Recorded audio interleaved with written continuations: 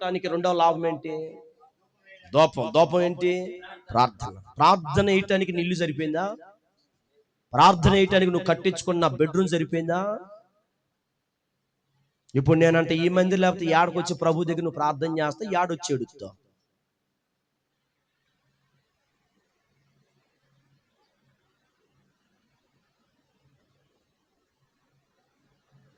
రాసుకుంది కదా, కోట ఉంది, బంగ్లా ఉంది, మిద్దెలున్నాయి, మేడలున్నాయి, అంతస్తులున్నాయి, ఆడేసుకోవచ్చు కదా. తగ్గింపు స్వభావంతో మందిరం నాకు ఎందుకు కావాలంటే దూపము వేయటానికి మందిరం కట్టుకోవాలి. హల్లెలూయా. దేవుడు నా ప్రార్థన ఆలకించే స్థలం అంటుందంటే జీవము కలిగిన దేవుని మందిర స్థలం. ఆ స్థలం అంటూ ప్రభుకి ప్రతిష్ఠించిన తర్వాత అక్కడ చేసే ప్రతి ప్రార్థన మీద దేవుడు కనుదృష్టి. నా కుటుంబంలో కొన్నిటి రావట్లేదు.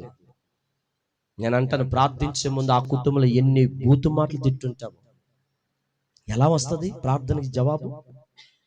రాదే. ఆ కుటుంబంలో ఎన్ని అపవిత్రమైన కార్యాలకు సంబంధించిన తలంపులు, ఆలోచనలు నీ హృదయాల్లో, నీ యొక్క ఊహల్లో పుట్టినయో ఎందుకు వస్తుంది ఇప్పుడు ప్రభు దగ్గర సమాధానం?